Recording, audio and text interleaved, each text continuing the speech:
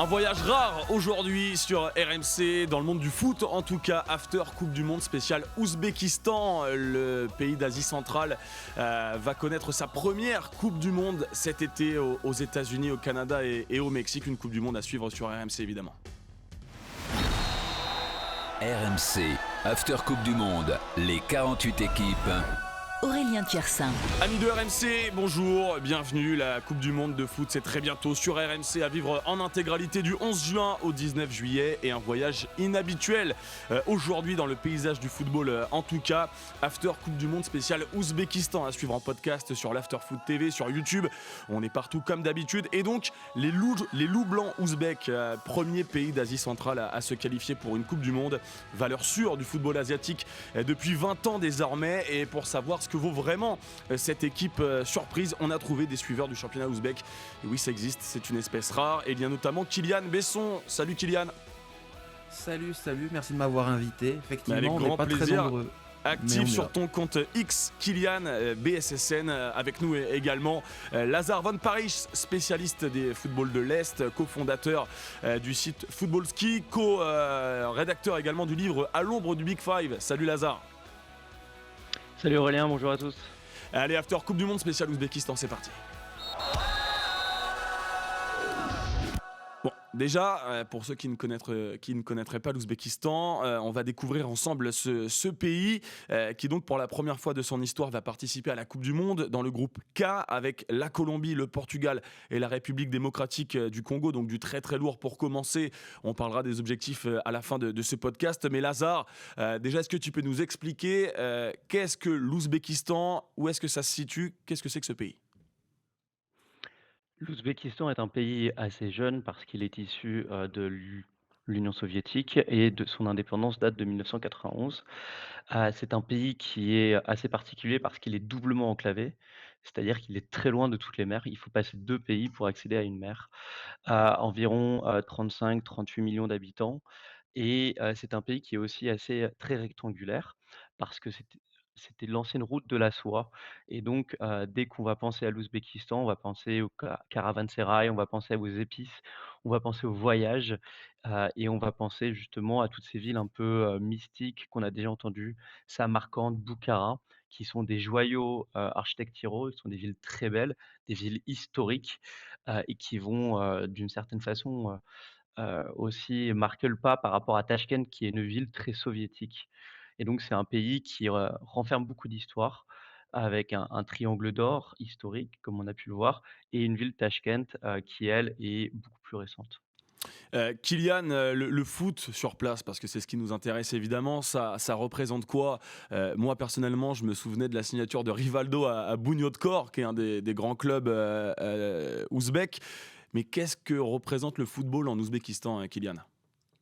Ah, le football en Ouzbékistan, ça devient le sport le plus populaire du pays de manière générale. Je crois qu'il y avait environ 30% des Ouzbeks qui suivent le football au moins assez régulièrement. Au-delà de ça, donc ça suit la tendance de tous les autres pays en Asie où le football se développe. Et notamment aussi dans le championnat où on voit des affluences qui augmentent de plus en plus.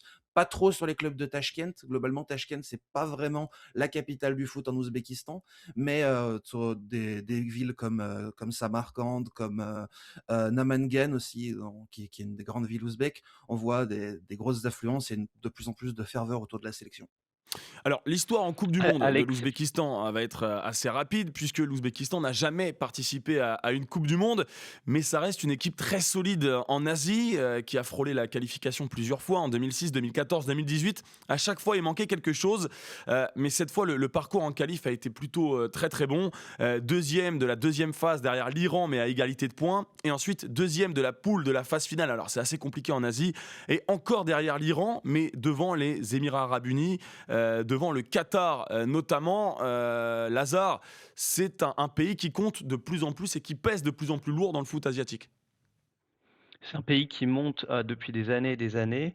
On a pu le voir surtout avec les équipes de jeunes ces dernières années, où ils ont multiplié les très bonnes performances dans les coupes d'Asie de jeunes, que ce soit U17, que ce soit U23. Ils ont gagné la U23, asiatique en 2018. Ils ont du coup participé aux JO, ce qui leur a permis de prendre de l'expérience. Les U20 ont gagné la coupe d'Asie en 2020. Les U16 ont gagné, je crois que c'était en 2018. Bref, on voit qu'il y a une montée en puissance régulière année après année et cette qualification à la coupe du monde n'est que l'aboutissement, d'un programme, En fait, c'est pas une surprise, qui est une Lazare. En fait, c'est ça que volonté. tu nous dis. C'est pas une surprise du tout. Exactement, c'est tout sauf une surprise et on le voit qu'il y a beaucoup de talent et beaucoup de talents qui continuent d'émerger. Kylian, cette équipe, justement, se qualifie pour une Coupe du Monde. Le gouvernement, en fait, a massivement investi dans le football depuis 10-15 ans. Je le disais, c'est vrai qu'en Europe, en France, on ne connaît pas très bien l'Ouzbékistan, mais depuis 2004, c'est très régulièrement une équipe qui est quart de finaliste à minima en Coupe d'Asie, en fait. Oui, c'est une équipe qui même si elle n'a pas forcément des bons résultats, enfin des très bons résultats, on va dire, dans les grandes compétitions, elle a jamais gagné la coupe d'Asie, par exemple, et elle se qualifie que maintenant pour la coupe du monde. C'est une équipe qu'on voit déjà à un haut niveau depuis 2 décennies et qui continue en même temps, son ascension légèrement. On en parlait dans les catégories jeunes juste avant, mais voilà. Il y a eu aussi une contre-performance, sur la dernière coupe d'Asie en 2024 qu'il faudra, que je pense beaucoup de joueurs ont envie d'oublier en faisant une bonne Coupe du Monde et grâce à cette qualification à la Coupe du Monde. Mais oui, c'est absolument pas une surprise de voir l'Ouzbékistan arriver à la Coupe du Monde. C'était inévitable, j'ai envie de dire. Et je parlais, alors il y a souvent l'Iran, qui est un pays qui est voisin de l'Ouzbékistan, qui est dans la même zone. En fait, l'Ouzbékistan aujourd'hui, c'est vraiment un pays au niveau de l'Iran, parce que les Ouzbeks ont gagné la Coupe d'Asie, la Coupe d'Asie centrale des nations, pardon, en 2025, en battant l'Iran, qui est un adversaire contre lequel ils se cassent les dents assez souvent. Mais il faut vraiment pas sous-estimer Lazare, cette équipe ouzbek, qui est aujourd'hui au même niveau que l'Iran. Non, exactement, c'est, d déjà premièrement, il y a énormément d'Ouzbeks qui jouent en Iran, ça c'est un premier point et dans les 2 cas, il y a beaucoup d'argent qui sont investis, que ce soit par, le gouvernement ou les entreprises parapubliques, pour soutenir le football localement et par exemple, le gouvernement, ouzbek, dépense 40 millions d'euros tous les ans, pour les clubs de première division. Ça, c'est la subvention qui est donnée, ce qui permet, forcément de construire des infrastructures, et de développer le foot local. Et on va développer justement cette sélection ouzbek. Messieurs, on va parler du coach. Et là, c'est un nom qui nous parle. Forcément, Fabio Cannavaro, Ballon d'Or 2006 en tant que joueur, joueur immense, hein, qui a joué à la Juve et au Real Madrid notamment. Mais un coach à la carrière un peu plus compliquée. Il a 52 ans aujourd'hui. Il est passé par les Émirats, par la Chine également. Alors là, ça s'est plutôt pas mal passé. Champion de Chine avec le Guangzhou Evergrande. Notamment, Kylian, je vais me tourner vers toi d'abord, puisque tu es donc spécialiste du football asiatique. Il est passé par le Dynamo Zagreb. Et là, Lazare, hein, qui est un spécialiste des footballs de l'Est, va compléter tout ça. Mais d'abord, Fabio Cannavaro, pour toi, Kylian, est-ce que c'est un grand coach? Est-ce qu'il a marqué de son empreinte son passage en Chine? Qu'est-ce qu'on retient de Fabio Cannavaro en Asie? Bah, il a marqué, oui, vu qu'il a gagné le titre en soi, mais le Guangzhou de Evergrande de l'époque était littéralement inarrêtable en Chine. C'est l'équipe ultra dominante de la dernière décennie qui a malheureusement disparu en 2024, cette équipe. Donc, il avait les joueurs pour dominer le championnat. En plus, c'était pas le plus grand Guangzhou qu'on ait vu sur cette décennie-là, honnêtement. Donc, bon, quand je l'ai vu arriver en sélection ouzbek, j'étais un peu sceptique quand même aussi. Oui, parce que bah, Lazare, là je me tourne vers toi. Donc il est passé, on le voit sur le tableau pour ceux qui nous regardent sur YouTube ou l'Afterfoot TV. Il est repassé par son pays, donc l'Italie avec Benevento en Série B. Il a maintenu l'Udinese en Serie A en 2024, mais après il est passé par le Dynamo Zagreb. Et là, normalement, quand tu as le Dynamo entre les mains, tu dois être champion de Croatie. Et ça s'est pas bien passé pour Fabio Cannavaro. Bah, quand tu fais 6 mois et que tu es viré au mois d'avril avant la fin de saison, c'est qu'en général, ça sent pas bon. Ah, mais tu retiens quoi de son passage en Croatie à Fabio Cannavaro? Vraiment, c'est une catastrophe Il était en absolue. même t il était en non, ce qui était marrant, c'est qu'il était en même temps que Gattuso et du coup, il y avait cette hype un petit peu sur, 2 entraîneurs italiens, qui se répondaient l'un l'autre. Mais même à ce moment-là, Gattuso a de meilleures performances et de meilleurs résultats avec l'Hajduk que lui et lui est un peu effacé, on va dire, surtout par rapport à Gattuso à l'époque. Donc voilà, il y a pas grand-chose à retenir, de Bon. positif. Bon, alors, donc c'est vrai que c'était une surprise de le voir arriver en Ouzbékistan après ça. Alors, il est sélectionneur Kylian depuis peu de temps, depuis le 6 octobre 2025. Et à l'heure d'enregistrer ce podcast, donc on est le 8 mai pour être transparent, il a disputé 6 matchs à la tête de l'Ouzbékistan. Pour 5 victoires, notamment contre l'Égypte, contre le Gabon, il y a eu des victoires au tir au but, contre l'Iran, le Venezuela, et seulement une défaite 2-1 contre l'Uruguay. Donc à l'arrivée, Kylian, son bilan, il est pour l'instant très bon, Fabio Cannavaro avec l'Ouzbékistan. Son bilan, il est très bon parce qu'il a pas tout changé en arrivant. Il est resté sur la continuité de ce qui avait été fait en Ouzbékistan, un jeu qui est assez singulier en Asie centrale, qui diffère beaucoup, par exemple, de ce qu'on peut trouver au Tadjikistan, au Kirghizistan. C'est un jeu beaucoup moins explosif, beaucoup plus dans le contrôle. Et il est resté dans ce qui avait été mis en place par Katanec, le coach slovène à l'époque, puis Timur Kapadze qui avait fait l'intérim en Ouzbékistan. Donc, en essayant de rien révolutionner, il a mis en place ces quelques idées supplémentaires et ça fonctionne assez bien. Et petit point aussi que j'ai envie de rajouter, c'est que en mars, il a essayé pas mal de jeunes joueurs, ce qui était un peu le problème de l'Ouzbékistan avec les précédents coachs, c'est-à-dire une tendance à parfois délaisser les jeunes qui pourtant avaient de très bons résultats en club et en sélection jeune. Bah, justement, là, tu as parlé de Srečko Katanec, le Slovène, et Timur Kapadze, un Ouzbek qui a fait l'intérim. Mais j'ai regardé, ça m'a étonné de voir la date d'arrivée de Fabio Cannavaro, puisque les résultats étaient plutôt bons, très bons avant en Ouzbékistan. Et donc, il y a 3 sélectionneurs qui se sont succédés avec l'arrivée de Fabio Cannavaro dans une équipe déjà qualifiée pour la Coupe du Monde. Kylian, pourquoi autant de changements à la tête de cette sélection? Parce que Srečko Katanec faisait pas vraiment l'unanimité. C'est davantage avec l'arrivée de Kapadze qu'on a vu en Ouzbékistan qui était beaucoup plus protagoniste. Il y a eu beaucoup de matchs très très limites sous Katanec. Et globalement, c'est pas un coach qui fait l'unanimité du tout en Asie. Et Kapadze, il était là pour l'intérim, mais je pense que l'Ouzbékistan, pour sa première Coupe du Monde, cherchait aussi un nom un peu connu pour amener l'équipe avec de l'expérience aussi, ce que n'a pas Kapadze pour le moment, même si on sait que l'Ouzbékistan essaye beaucoup d'investir sur ses jeunes coachs. On le voit dans le championnat et donc je pense d'ici les prochaines Coupes du Monde, on verra peut-être des coachs locaux. Mais Mais, voilà, mais c'est mon t'es explication. inquiet quand même de voir parce qu'on a évoqué la carrière de Fabio Cannavaro. Mm. Alors avoir un nom, c'est très bien. Globalement, ça se passe bien au Mm. niveau des résultats pour le moment, mais on parlera des objectifs à la fin du podcast. Mais est-ce que toi, tu le sens prêt à diriger une nation qualifiée à la Coupe du Monde, Fabio Cannavaro? C'est un peu léger. Moi, voilà, je vais pas. C'est un peu léger, mais bon, l'avantage, c'est que l'Ouzbékistan, c'est un pays qui fonctionne beaucoup par génération, et c'est les joueurs qui jouent ensemble, ils jouent ensemble depuis quasiment les U17. Donc, le coach va avoir un impact moins important parce qu'il y aura pas de joueurs à ajouter, etc. C'est vraiment un groupe globalement très très soudé de joueurs qui se connaissent tous, quoi. Ouais, Si l'after ça Coupe du minimise. Monde spécial Ouzbékistan sur RMC. On est avec Kylian Besson et Lazar Von Parijs, 2 spécialistes du football ouzbek.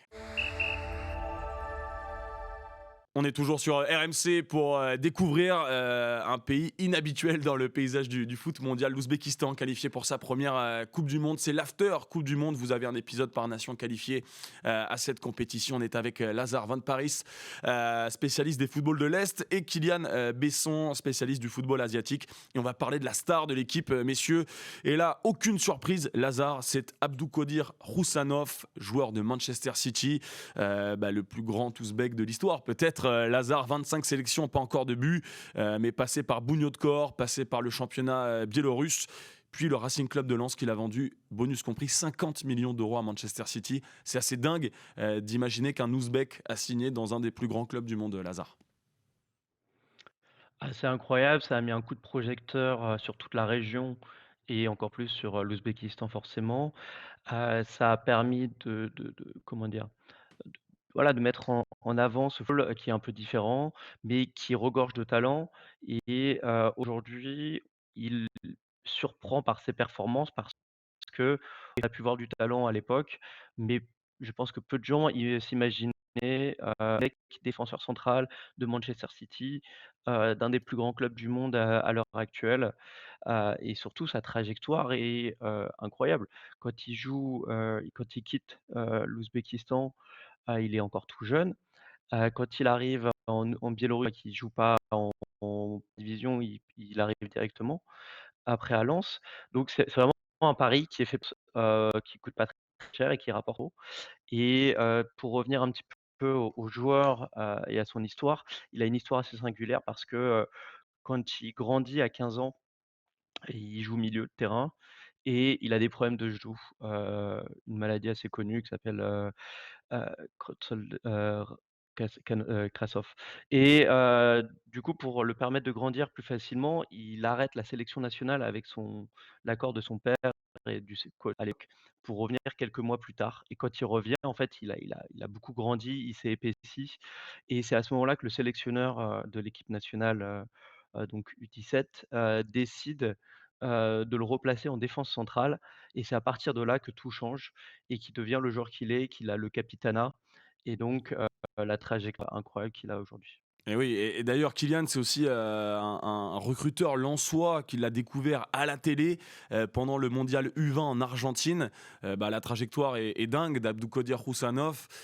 Et aujourd'hui, c'est lui le taulier de la sélection. Pour toi, on va parler de Shomurodov, qui est également le capitaine passé par la Roma. Mais Roussanov, c'est l'idole d'un pays aujourd'hui, j'imagine. Oui, très, très clairement, hein, Roussanov, il est sur toutes les lèvres.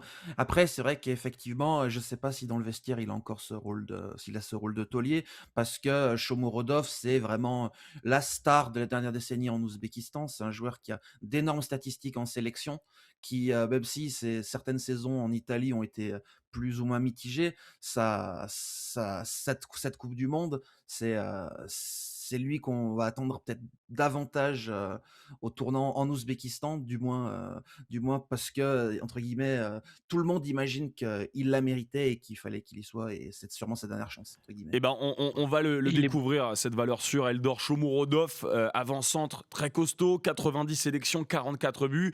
C'est le meilleur buteur de l'histoire de l'Ouzbékistan. Il évolue cette saison à Istanbul, Başakşehir, prêté par la Roma, mais donc passé par la capitale italienne.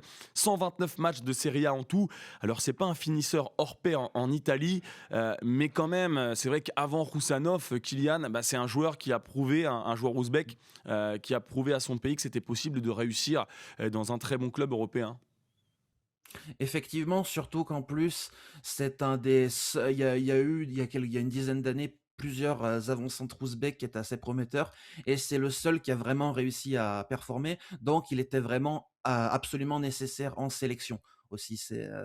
Voilà. Donc heu, donc voilà. Ouais, et Lazare, justement, ton avis sur Eldor Shomurodov, qui n'est pas aussi connu que Roussanov, mais comme le disait Kylian, c'est peut-être lui qui fera la différence pour son pays. J'ai regardé avant l'émission notamment un Ouzbékistan-Qatar où il y a un 3-0. Il met une volée du gauche en fin de match assez merveilleuse. C'est vrai que c'est un joueur qu'on connaît très très peu finalement en Europe de l'Ouest, malgré son statut de joueur de la Roma à un moment donné, mais c'est vraiment pas un mauvais joueur. Ah non, c'est un très bon joueur, surtout il fait plein de confiance cette année en Turquie où il met, plus de 20 buts, ce qui lui permet d'arriver quand même, dans une grande forme. Il fait 1,90 m et par rapport à ce qu'on disait, tout à l'heure, c'est quand même un joueur qui a c'est vraiment pas sûr qu'il soit là dans 4 ans et donc cette coupe du monde, c'est sa coupe du monde, c'est pour lui. Il est plus âgé que le reste de l'équipe, il a ce rôle un petit peu de papa. Il a été, aux jeux olympiques il y a 2 ans, il a marqué aux JO, il a encadré cette équipe, olympique et donc ça va être le lance de cette attaque avec un de ses coéquipiers, Fayzouf, qui joue avec Shahir et Ouais, donc tous les on va 2 en ont parler, l'occasion de Lazare, parce qu'en plus, ça a un petit peu coupé pendant que tu prononçais son nom. Abozbek Fayzoulayev, c'est peut-être la pépite à suivre de cette sélection ouzbek. C'est un ailier droit, petit gabarit, passé par la Russian Premier League, 30 sélections, 8 buts, très très important pendant la campagne de qualification. Kylian, malheureusement blessé ces dernières semaines, et du coup, Fabio Cannavaro n'a jamais pu le sélectionner encore, mais ce serait une déception de ne pas le voir à la Coupe du Monde. D'ailleurs, il fait partie du groupe d'un training camp très bientôt, là, au mois de mai-juin. Ah oui, totalement, ça serait terrible de pas le voir parce que avant d'être en sélection, il portait déjà les sélections jeunes. C'est lui qui porte l'équipe U20 à l'époque, en 2023, qui remporte la Coupe d'Asie. Il a eu une grosse importance aussi en U23. C'est la star, c'est la future star offensive de cette équipe ouzbek. Il est très bon techniquement, il a déjà un gros mental. quelqu'un de très combatif. Donc, on a Roussanov en défense, mais il y a Faizoulayev aussi qui est l'idole, on va dire, la jeune idole de l'Ouzbékistan devant. Et Donc, donc ça serait Istanbul terrible de pas le Başakşehir pour voir. l'instant, Kylian, est-ce que tu le vois aller plus haut, ce garçon? Est-ce qu'il peut Ouais. vraiment exploser aux yeux du monde pendant ce mondial? Oui, ça a été personnellement une petite déception quand on l'a vu signer à Başakşehir. Pas que la Turquie soit pas un bon championnat, mais je le voyais vraiment signer dans un des 5 grands championnats. Mais il est parti en Russie et on sait que les joueurs qui évoluent en Russie, des fois, c'est compliqué d'aller les chercher parce que les indemnités de transfert demandées sont assez hautes et les clubs ne le laissent pas forcément partir. Mais j'espère qu'il reviendra de ses blessures et qu'on le verra et que la Coupe du Monde lui serve peut-être de tremplin pour aller dans un des 4-5 grands championnats européens parce que pour moi, il a largement le potentiel pour. J'ai pas de doute sur ça. Ouais, c'est vrai que il est assez impressionnant, des petits appuis, beaucoup de vitesse. Et après, si je ne dis pas de bêtises, l'Ouzbékistan aussi enfin, l'ouzbek est une langue cousine du turc, donc il y a peut-être des liens aussi particuliers Mmh. entre les deux pays qui font que les Ouzbeks peuvent se tourner vers la Turquie. Lazare, sur le reste de l'effectif, est-ce que tu as envie de parler d'un joueur en particulier? Il y a bon, le numéro 10, Macharipov notamment, ou le latéral gauche, Nasrollayev, qui ont des parcours intéressants. Qui tu vois aussi épauler ce trio magique, on va dire Roussanov, Faizoulayev, Shomurodov? Bah, le 3e compère de l'attaque, je mettrais quand même, Uronov qui joue à Persepolis, en Asie, en Iran, qui est vraiment, l'alter ego de Fayez Alaf, sur son côté gauche, et ce qui permet vraiment d'avoir un 3-4-3 très équilibré avec vraiment un ailier droit, un ailier gauche et une pointe, assez forte devant.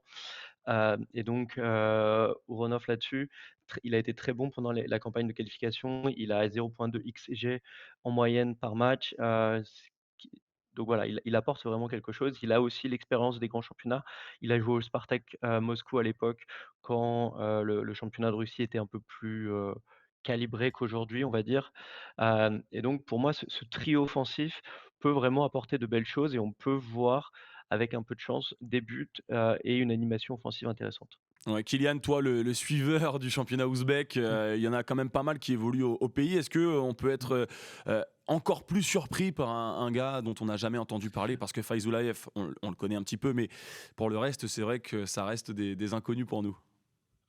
Bah, j'ai 2 joueurs en tête. J'ai déjà le gardien, Abdouvorid Nematov qui évolue du côté de Nassaf Karchi, qui est le champion, de la saison 2024, qui est, le gardien que l'Ouzbékistan attend. Il y a un problème à ce poste-là, avec, Outkir Yusupov qui est un gardien qui a honnêtement le maillon faible de cette sélection, et donc là, il y a ce jeune Nematov qui arrive et qui sera très attendu. Est-ce qu'il sera titulaire? Pour l'instant, Cannavaro a pas l'air de s'être décidé, mais en tout cas, à 23 ans, c'est lui l'avenir de la sélection. Et voilà. Et le deuxième dont j'ai envie de parler, c'est Jahongir Ourozov, qui évolue du côté du Dynamo Samarkand, qui est un défenseur central très athlétique, un peu à la Roussanov, mais un peu moins, qui fait un peu moins de montée balle au pied, un peu moins bon techniquement, mais qui est aussi très très attendu en Ouzbékistan parce qu'il a des qualités physiques et surtout une grosse qualité de vitesse, notamment pour couvrir la profondeur, c'est très bien. Et est-ce qu'on le verra déjà à la Coupe du Monde? On n'est pas sûr. Je pense que si, quand même, Cannavaro a l'air de l'apprécier. Est-ce qu'il sera titulaire? Pas sûr non plus, parce qu'il y a toujours Eshmurodov, notamment, qui est un peu, on va dire, Devant inenlevable dans de la songe, hiérarchie. mais ce Ouais. sera clairement un joueur à suivre à l'avenir. Messieurs, avec tout ce que vous me dites, finalement, on a la sensation que cette équipe d'Ouzbékistan est quand même solide et peut espérer des choses dans une Coupe du Monde à 48 où les 8 meilleurs troisièmes passent en 16e de finale. Mais le programme, il va être plus que costaud. Le 17 juin, Ouzbékistan-Colombie à Mexico. Le 23 juin, Portugal-Ouzbékistan à Houston. Et le 27 juin, RD-Congo-Ouzbékistan à Atlanta. Lazare, est-ce que tu mettrais un centime sur une qualif de l'Ouzbékistan au prochain tour avec un tel groupe? Un centime, Oui, quand et même, allez, si 100 euros. on peut le faire. Ah non, c'est un grou le problème, c'est que le groupe est très relevé, très clairement. Ça va pas être facile là-dessus, et donc, il y a ce match face au Congo qui, à la fin, va sûrement, permettre, de laisser entrevoir, des espoirs, on va dire. Moi qui... Mais le premier match face à la Colombie, ça va être assez relevé. Le Portugal, bah, c'est quand même, un des top équipe qui prétend à la victoire finale et donc le Congo laisse imaginer ou espérer des 3 points là-bas. Le mot de la fin pour toi, Kylian, sur les objectifs de l'Ouzbékistan. Je disais qu'avec Cannavaro, il y a eu des victoires contre l'Égypte, contre l'Iran, le Venezuela au tir au but, une petite défaite contre l'Uruguay. Ça veut dire que les Ouzbeks ont leur chance dans une poule qui paraît quand même sur le papier très compliquée pour un novice en Coupe du Monde. Bah, moi, j'ai envie d'y croire forcément, parce que c'est une sélection que je suis beaucoup, une de mes préférées. Mais c'est vrai que ça va être très compliqué. Je pense que là, l'objectif, ça va être surtout de découvrir la Coupe du Monde, de se préparer. Il y a beaucoup de joueurs qu'on reverra en 2030. Je pense que l'Ouzbékistan se qualifiera sans problème. Et, euh, et au-delà de ça, voilà, essayer de battre la RDC, c'est peut-être sûrement l'objectif principal. La Colombie, essayer d'avoir un résultat, même si bon, voilà, ce sera compliqué, mais j'ai quand même envie d'y croire, moi, personnellement. Eh ben merci beaucoup, messieurs. On l'espère pour les Ouzbeks. Donc un petit nouveau en Coupe du Monde. Vous l'avez découvert grâce à nous, grâce à Lazare, grâce à Kylian. Merci beaucoup, messieurs. Et vous avez un épisode par nation qualifié à cette Coupe du Monde. On sera au plus près de l'équipe de France, au plus près de toutes les histoires qui vont se dérouler au Mexique, au Canada et aux États-Unis du 11 juin au 19 juillet. Ciao les amis sur RMC. RMC After Coupe du Monde, les 48 équipes.